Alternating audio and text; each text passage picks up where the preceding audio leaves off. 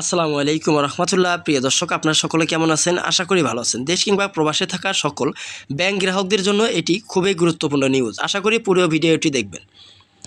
অদৃশ্য তারল্য সংকট ব্যাংকগুলোকে কেন আমানতকারীদের টাকা ফেরত দিতে দ্বিধা করছে, এই নিয়ে আজকের বিস্তারিত এটি থাকছে।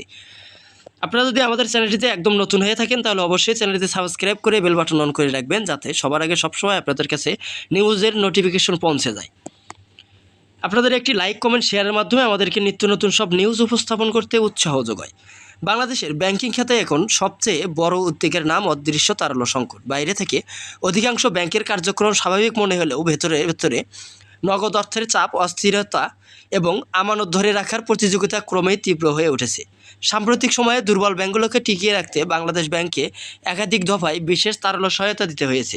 এমনকি শক্তিশালী ব্যাংকগুলোকেও এই সহায়তা প্রক্রিয়া যুক্ত করা হয়েছে। ব্যাংক খাত সংশ্লিষ্টদের মতে এটি কেবল সাময়িক নগদ সংকট নয়, বরং দীর্ঘদিনের অনিয়ম, রাজনৈতিক প্রভাব, দুর্বল সুশাসন, বেপরোয়া ঋণ বিতরণ এবং ক্রমবর্ধমান খেলাপি ঋণের সম্মিলিত ফল।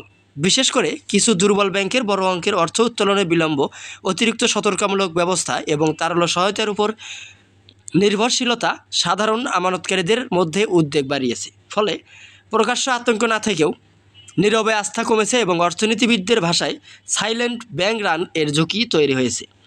সবচেয়ে তাৎপর্যপূর্ণ বিষয় হলো, এই সংকটের দৃশ্যমান আর্থিক ধসের মাধ্যমে নয়, বরং ধীরে ধীরে ব্যাংকিং ব্যবস্থার প্রতি মানুষের বিশ্বাস ক্ষয়ের মধ্যে বিস্তার লাভ করেছে। অনেক আমানতকারী এখন দীর্ঘ মেয়াদি আমানতের অনাগ্রহী, কেউ নগদ অর্থ হাতে রাখছেন, আবার কেউ বিকল্প বিনিয়োগে ঝুঁকছেন।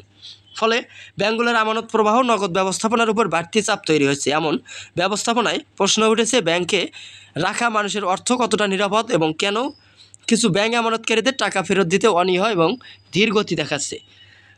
বাংলাদেশের ব্যাংকিং খাতের বর্তমান ব্যবস্থা বুঝতে এই প্রশ্নের উত্তর খোঁজা এখন সময়ের দাবি। তারল্য সংকট হলো এমন পরিস্থিতি যখন কোনো ব্যাংক বা আর্থিক প্রতিষ্ঠানের কাছে পর্যাপ্ত নগদ অর্থ না থাকায় গ্রাহকদের চাহিদা মাত্রই টাকা তাৎক্ষণিকভাবে পরিশোধ করা কঠিন হয়ে পড়ে। অনেক সময় ব্যাংকের কাগজে সম্পদ বিনিয়োগ থাকলেও সেগুলো দ্রুত নগদে রূপান্তর করা যায় না। ফলে স্বল্প মেয়াদে আমানত ফেরত দেওয়া, ঋণের দায় পরিশোধ বা দৈনন্দিন লেনদেনের পরিচালনায় চাপ তৈরি হয়। বাংলাদেশের ব্যাংকিং খাত 2024 থেকে 26 সালের প্রেক্ষাপটে যে অদৃশ্য তারল্য সংকট দেখা দিয়েছে, তা কোনো হঠাৎ তৈরি হওয়ার সমস্যা নয়, বরং এটি দীর্ঘদিনের কাঠামোগত দুর্বলতা, অনিয়ম এবং অস্থিরতার প্রতিফলন ফল। বাইরে থেকে ব্যাংকগুলোকে কার্যক্রম চালু রাখতে বাস্তবে অনেক ক্ষেত্রে আমানতকারীদের চাহিদা অনুযায়ী নগদ অর্থ সরবরাহের চাপ তৈরি হচ্ছে, যা পুরো খাতকে এক ধরনের নীরব অস্থিরতার মধ্যে ফেলছে। অন্যদিকে সাধারণ গ্রাহকদের একে অপরের কাছ থেকে স্বল্প মেয়াদে ধার নিয়ে নগদ প্রবাহ ঠিক রাখে, কিন্তু বর্তমানে পরিস্থিতিতে দুর্বল ব্যাংকগুলোর প্রতি আস্থার অভাবে সবল ব্যাংকগুলো সতর্ক অবস্থান নিয়েছে, যার কারণে ব্যাংকগুলো আগের মতো সহজে নগদ সহায়তা পাচ্ছে না। দীর্ঘদিনের সুশাসনের অভাব, ঋণ বিতরণে অনিয়ম ব্যাংক খাতের ভিত্তিতে দুর্বল করে দিয়েছে। অনেক ব্যাংকের ক্ষেত্রে দীর্ঘমেয়াদী ঋণ স্বল্পমেয়াদী আমানতের মধ্যে ভারসাম্যহীন তৈরি হয়েছে, যার ফলে সময় মতো আমানত ফেরত দিতে হিমশিম খাচ্ছে। বিশেষ করে কয়েকটি দুর্বল ও সরিয়াভিত্তিক ব্যাংক একই চাপ আরও বেশি দৃশ্যমান হয়েছে, যেখানে একীভূতকরণ ও পুনর্গঠনের প্রক্রিয়া চললেও পরিস্থিতি এখনও পুরোপুরি স্থিতিশীল হয়নি। প্রিয় দর্শক, সর্বশেষ নিউজ পেতে আমাদের চ্যানেলটিতে সাবস্ক্রাইব করে বেল বাটন অন করে পাশেই থাকুন।